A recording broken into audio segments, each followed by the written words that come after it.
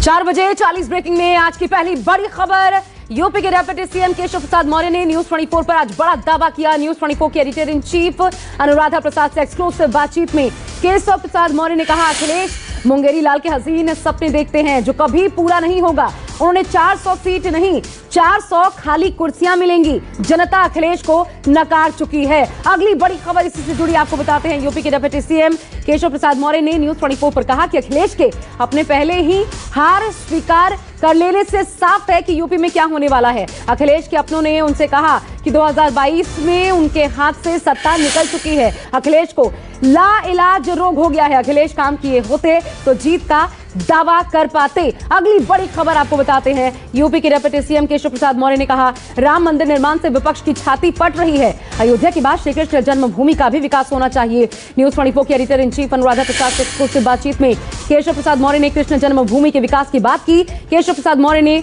इनका पूरा इंटरव्यू आज रात न्यूज 24 पर 8:56 पर देखना बिल्कुल मत भूलिए। और अब चौथी ब्रेकिंग न्यूज। देश में बढ़ते कोरोना संक्रमण पर थोड़ी देर में प्रधानमंत्री मोदी समीक्षा बैठक करेंगे। शाम 4:30 बजे प्रधानमंत्री ने बड़ी रिव्यू बैठक बुलाई है। पीएम मोदी की कोरोना समीक्षा बैठक में गृह मंत्री अमित शाह और स्वास्थ्य मंत्री मंडाविया शामिल होंगे। आईसीएमआर के अधिकारी भी इस बैठक में जुड़ेंगे। प्रधानमंत्री मोदी देश में कोरोना के ताजा हालात की मंत्रियों और अधिकारियों से जानकारी लेंगे और साथ ही कोरोना टीकाकरण पर भी चर्चा करेंगे। पांचवी ब्रेकिंग न्यूज अब आपकी टीवी स्क्रीन पर। देश में बेकाबू होता जा रहा है कोरोना संक्रमण। लगातार तीसरे दिन 1 लाख से ज्यादा नए कोरोना के मरीज सामने आए। स्वास्थ्य मंत्रालय के मुताबिक 24 घंटे में 1,59,000 से ज्यादा नए कोरोना के मरीज आए।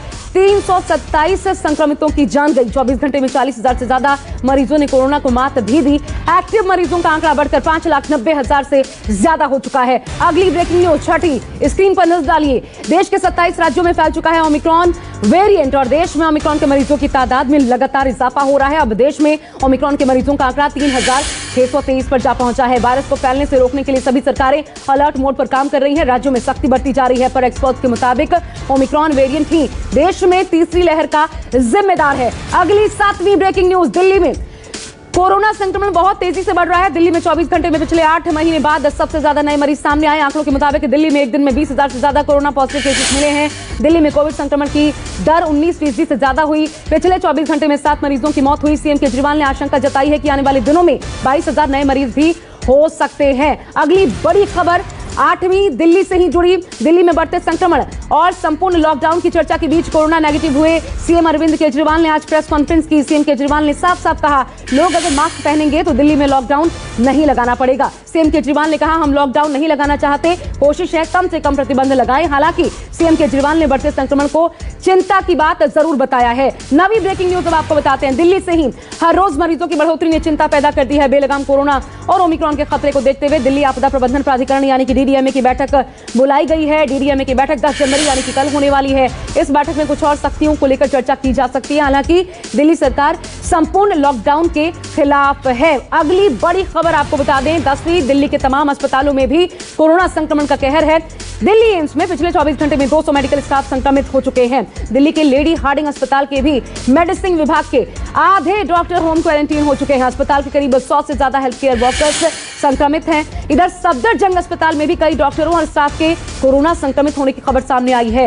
लोकनायक अस्पताल में 30 और जीटीबी में भी 50 स्वास्थ्यकर्मी संक्रमित बताए गए हैं। 11वीं ब्रेकिंग न्यूज अब कोरोना वायरस के तेजी से बढ़ते मामलों के बीच तमिलनाडु में आज संपूर्ण लॉकडाउन लगाया गया। तमिलनाडु सरकार ने हफ्ते में एक दिन रविवार को संपूर्ण लॉकडाउन लगाने की घोषणा की है। इस दौरान यहां स्कूल, कॉलेज, ऑफिस, बाजार, मॉल, स्पा, जिम सब कुछ बंद है। हालांकि आवश्यक सेवाओं को अनुमति दी गई है। 12वीं ब्रेकिंग न्यूज अब बिहार से, जहां पर कोरोना मरीजों की संख्या लगातार बढ़ती जा रही है। बिहार से बड़ी खबर यह है, 24 घंटे में नए मरीजों की संख्या बढ़कर 48% तक उछाल आया है। बिहार के 4 अस्पतालों के 41 डॉक्टर, ओपीडी के 20 मरीज, 14 साइंटिस्ट संक्रमित पाए गए हैं। मई के बाद एक दिन में 4,500 से ज्यादा नए मरीज मिले हैं। बिहार के कई जिलों को हॉटस्पॉट घोषित किया जा चुका है। यहां पर और क्या कड़े नियम लागू किए जाते हैं बताएंगे आपको आगे। 13वीं बड़ी खबर इस वक्त, देश में कोरोना को हराने के लिए कल से प्रिकॉशन यानी कि बूस्टर डोज लगाई जाएगी। प्रिकॉशन डोज के लिए कोविन ऐप पर बुकिंग शुरू हो चुकी है। Booster dose health care workers और कोरोना वॉरियर्स को लगाई जाएगी। इसके अलावा 60 साल से ज्यादा बुजुर्गों को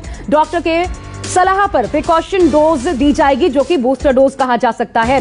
14वीं बड़ी खबर, बीजेपी सांसद वरुण गांधी कोरोना पॉजिटिव पाए गए हैं। पिछले 3 दिनों से पीलीभीत में थे। संपर्क में आए कार्यकर्ताओं को क्वारंटीन होने को कहा है। वरुण गांधी ने चुनाव आयोग से कार्यकर्ताओं और प्रत्याशियों को तीसरी डोज देने की मांग की है। कहा चुनाव प्रचार के दौरान तीसरी लहर को देखते हुए प्रिकॉशन डोज दी जाए। अब नजर 15वीं बड़ी खबर पर। प्रकाश पर्व के मौके पर पीएम मोदी ने सिख समुदाय को बड़ा तोहफा दिया। पीएम ने ट्वीट करके 26 दिसंबर को वीर बाल दिवस मनाने की घोषणा की। गुरु गोविंद सिंह के साहबजादों के वीरता के नाम पर वीर बाल दिवस मनाया जाएगा। गुरु गोविंद सिंह के बलिदानी पुत्रों को याद करते हुए पीएम ने ट्वीट करके लिखा, साहबजादे की इस देश के लिए कुर्बान हो गए थे और उन्हें दीवार में जिंदा चुनवा दिया गया था। इस तरीके से याद किया प्रधानमंत्री ने। अब अगली बड़ी खबर का रुख करते हैं। अगली बड़ी खबर जो सामने आई है, चुनाव आयोग के वर्चुअल तरीके से चुनाव प्रचार के ऐलान के बाद सियासी घमासान जारी है। वर्चुअल रैली को लेकर एसपी सुप्रीमो अखिलेश यादव ने कहा, जिनके वर्करों के पास संसाधन नहीं वो कैसे करेंगे वर्चुअल रैली। इतना ही नहीं, बीजेपी पर हमला करते हुए अखिलेश यादव ने सवाल उठाए।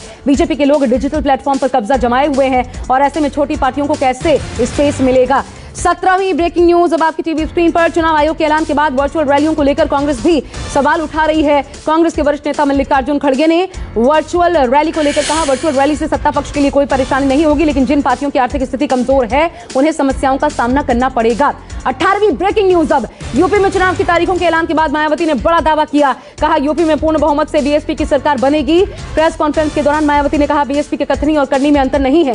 बीएसपी ही यूपी चुनाव में नंबर 1 पार्टी बनकर उभरेगी। इस दौरान मायावती ने चुनाव आयोग से निष्पक्ष चुनाव की मांग की। कहा चुनाव आयोग के हर गाइडलाइन का पालन किया जाएगा। 19वीं ब्रेकिंग न्यूज अब आपकी टीवी स्क्रीन पर।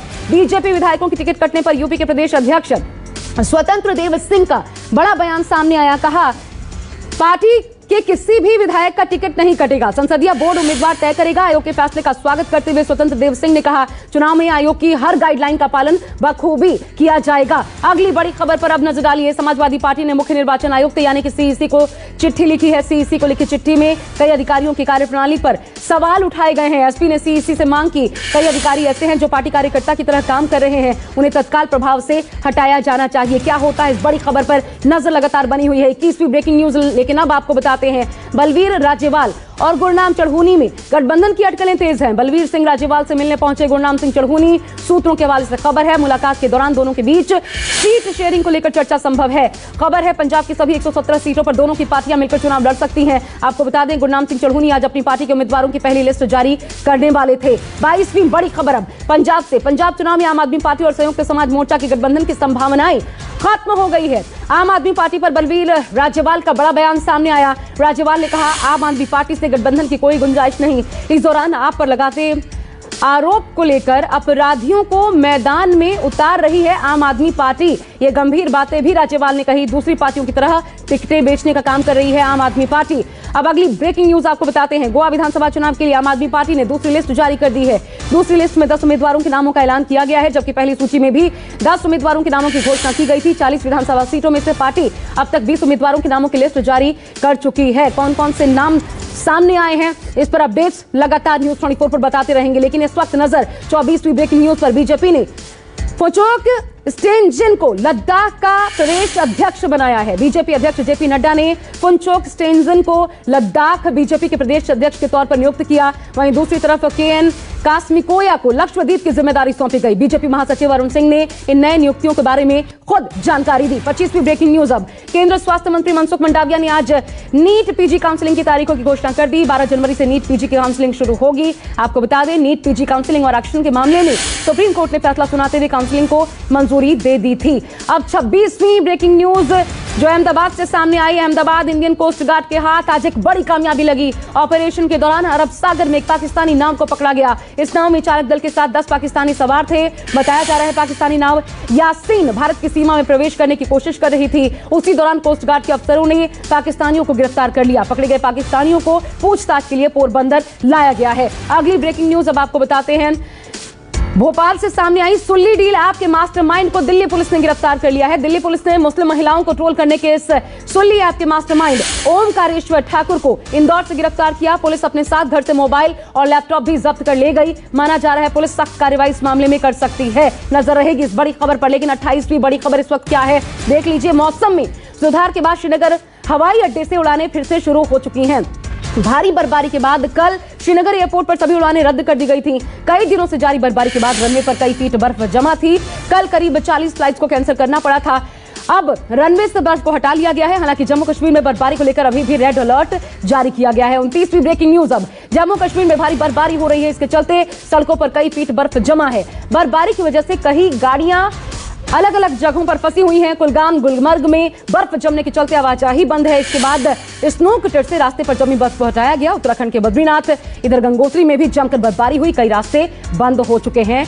अब अगली ब्रेकिंग न्यूज उत्तराखंड से, जहां पर कई जिलों में बारिश बर्फबारी के बाद लोगों की मुश्किलें बढ़ गई हैं। बारिश के बाद सड़क बंद होने से जगह जगह यात्री फंसे हुए हैं। बर्फबारी के चलते गंगोत्री हाईवे गंगनानी सुक्की टॉप से गंगोत्री तक जगह जगह यातायात बंद है, जबकि यमुनोत्री हाईवे हनुमान चट्टी राड़ी टॉप में बर्फबारी के कारण यह भी रास्ता बंद है, जिससे वाहनों की आवाजाही पूरी तरीके से ठप हो गई है। 31वीं ब्रेकिंग न्यूज। अब जम्मू कश्मीर में भारी बर्फबारी हो रही है और पूरी वादी बर्फ की मोटी चादर से ढक चुकी है। इस बीच शोपिया से एक वीडियो सामने आया, जहां कठिन हालात में फंसी गर्भवती महिला को रेस्क्यू किया गया। चिनार कॉर्प के जवानों ने लकड़ी का स्ट्रेचर बनाया, जिसमें प्रेग्नेंट महिला को लिटाकर ले जाया गया। महिला को इलाज के लिए शोपिया के जिला अस्पताल में भर्ती करवाया गया। अगली ब्रेकिंग न्यूज 32वीं आपकी टीवी स्क्रीन पर, अब जो कि दिल्ली से है। दिल्ली में साल की पहली बारिश ने बीते 22 साल का रिकॉर्ड तोड़ दिया। जनवरी में शनिवार को एक दिन में सर्वाधिक 46.8 मिलीमीटर बारिश दर्ज की गई है। इससे पहले 7 जनवरी 1999 को एक दिन में 46 मिलीमीटर बारिश दर्ज की गई थी। पालम मौसम केंद्र पर 47.6 मिलीमीटर बारिश दर्ज की गई। पालम केंद्र पर 27 साल बाद यह दूसरा मौका है जब इतनी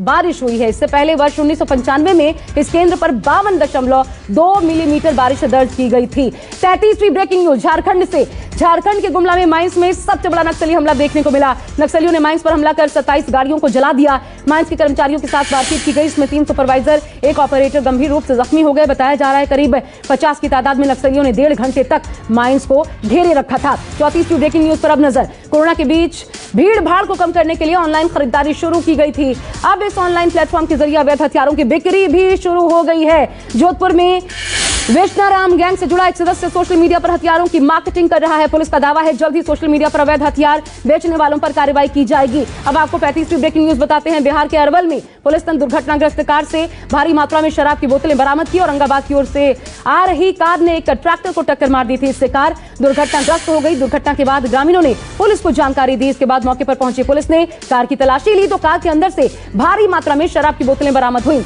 जांच के दौरान पता चला कार पलवल के एसएसपी के नाम पर रजिस्टर्ड है। 36वीं ब्रेकिंग न्यूज बिहार से ही। बिहार के अररिया में पुलिस ने शराब तस्करी का खुलासा किया। चेकिंग के दौरान कार से कई ब्रांड्स की 315 लीटर विदेशी शराब जब्त की गई। तस्करों ने बैरियर तोड़कर शराब से लदी गाड़ी लेकर भागने की कोशिश जरूर की थी। इसके बाद पुलिस ने आरोपियों को गिरफ्तार कर शराब का जखीरा जब्त कर लिया। पुलिस के मुताबिक तस्करी के लिए शराब बंगाल से बिहार लाई जा रही थी। 37वीं ब्रेकिंग न्यूज। अब हाजीपुर में दहेज प्रताड़ना के मामले में फरार चल रहे जवान के घर पुलिस ने कार्रवाई की। कोर्ट के आदेश पर पुलिस ने उसके घर पर कुर्की और जब्ती की कार्रवाई की। पुलिस ने आरोपी जवान के घर के दरवाजे और खिड़कियां उखाड़ दिए। जम्मू में तैनात सीआरपीएफ की एक जवान पर उसकी पत्नी ने दहेज प्रताड़ना का आरोप लगाया था। 38वीं ब्रेकिंग न्यूज। दिल्ली पुलिस की स्पेशल सेल ने नकली करेंसी के अंतर्राष्ट्रीय सिंडिकेट का भंडाफोड़ किया। मामले में बिहार से एक शख्स को गिरफ्तार किया गया। पकड़े गए आरोपी के पास से 2,98,000 नकली नोट बरामद किए गए। पुलिस के मुताबिक ये नकली नोट नेपाल के रास्ते भारत आ रहे थे। गिरफ्तार आरोपी दिल्ली, एनसीआर, यूपी, पश्चिम बंगाल और कई और राज्यों में नकली नोटों की सप्लाई किया करता था। 39वीं ब्रेकिंग न्यूज। अब देखिए, ब्रिटेन में बेकाबू कोरोना से हाहाकार मचा हुआ है। 24 घंटे में करीब 1.5 लाख कोरोना के नए मरीज सामने आए। बड़ी संख्या में डॉक्टर और स्वास्थ्य कर्मी इसकी चपेट में आ चुके हैं और ऐसे में कर्मचारियों की कमी को दूर करने के लिए हॉस्पिटल में सैनिकों को तैनात किया जाएगा। वहीं ब्रिटेन में टीकाकरण और बूस्टर डोज पर जोर दिया जा रहा है। लोगों से जल्द बूस्टर डोज लेने की अपील भी की जा रही है। 40वीं और अंतिम ब्रेकिंग न्यूज। अब आपको बताते हैं, उत्तरी पाकिस्तान में भारी बर्फबारी की वजह से वाहनों के फंस जाने से 10 बच्चों समेत कम से कम 22 पर्यटकों की मौत हो गई। मुरी के पहाड़ी शहर में सर्दियों की बर्फबारी देखने के लिए पर्यटक पहुंचे थे, जबकि भारी बर्फबारी की वजह से वहां पर 1000 से अधिक वाहन फंस गए। मरने वालों में से कम 10 की मौत कार में बैठे बैठे जम जाने के कारण हो गई।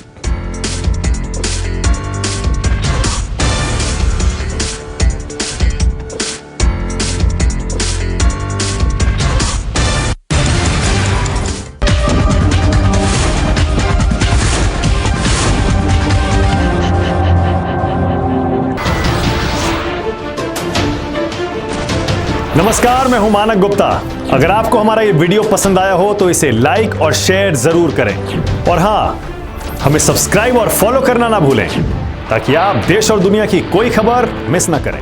तो जुड़े रहिए हमारे साथ और देखते रहिए न्यूज़ 24।